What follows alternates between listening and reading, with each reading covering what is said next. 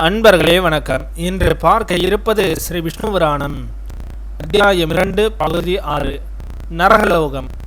மைத்ரேயரே, பூமியின் கீழிருக்கும் தண்ணீருக்கு கீழே பாவிகளை வதைக்கும் நரகாஸ்தானங்கள் உள்ளன.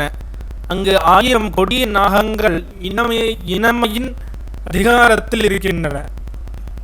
குரு என்ற மிருகத்தால் துன்புறுத்தப்படும் இடம் சுகரம் எனப்படும். பன்றிகளால் துன்புறுத்தப்படும் இடம் ரோதரம். அசையாவிடாது நிறுத்தி வைக்கும் இடம் ஸ்தாலம். பனைமரத்திலிருந்து வீழச் செய்து அதை மட்டையால் அறுக்கப்படும் இடம் விசநாசம். கைவாளால் அறுக்கும் இடம் மகாஜ்வாலம். பெரும் நெருப்பால் வாட்டுமிடம் தப்தகுன்றம். காய்ச்சிய எண்ணெயில் குடத்திருக்கும் இடம் லவணம். அறுத்து காய்ச்சி உப்பிடும் இடம் விலோலிதம். உதிரத்தை உறிஞ்சும்படி செய்யும் இடம் ருதிராம்பம்.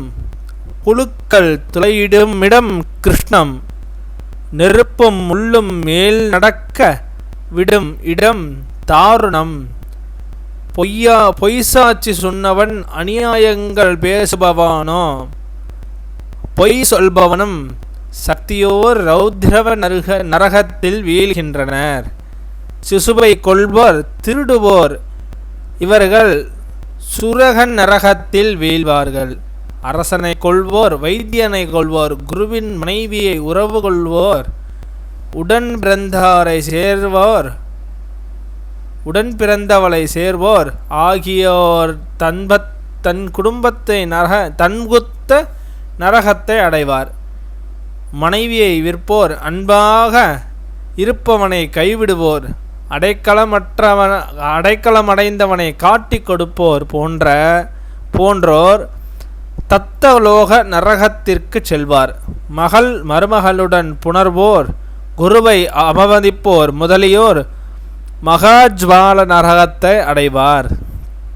வேதத்தை அவமதிப்போர், கூடாததை பெண்ணோடு கூடுவோர் லவணம் என்னும் நரகத்தை அடைவார்.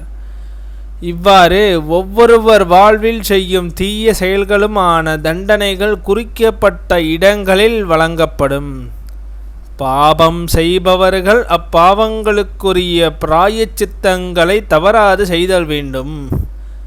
அவ்வாறு செய்யாதவர்கள் நரகத்தை சென்று அங்கு குறிப்பிடத்தக்க தண்டனைகளை அனுபவித்தல் வேண்டும்.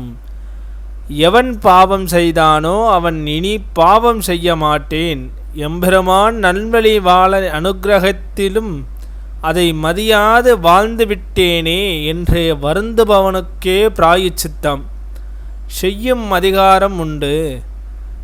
அவன் ஸ்ரீஹரி மரணமே பிராயச்சித்தங்களுக்குள் சிறந்தது. அதுவும் ஒரு தரம் மட்டுமே செய்யத்தக்கது. அந்த பிராயச்சித்தத்திற்கு கால நிர்ணயம் இல்லை. எந்த காலத்திலும் யாரும் இதையும் செய்யலாம். அவ்வாறு பிராயச்சித்தம் செய்யும் நாராயணரை சரணடைந்தவன் அப்போதே சகல பாவங்களிலிருந்தும் நீங்கி மோட்சமடைவான். மைத்ரேயரே, நீங்கள் கேட்டபடி பூமண்டல பாதாள நரகங்கள் பற்றி சுருக்கமாக சொன்னேன். இனி எதை பற்றி அறிய வேண்டும் என்று விரும்புகிறீர்கள் என்று கேட்டார் பராசர முனிவர். இதன் தொடர்ச்சியை அடுத்த பகுதியில் பார்ப்போம்.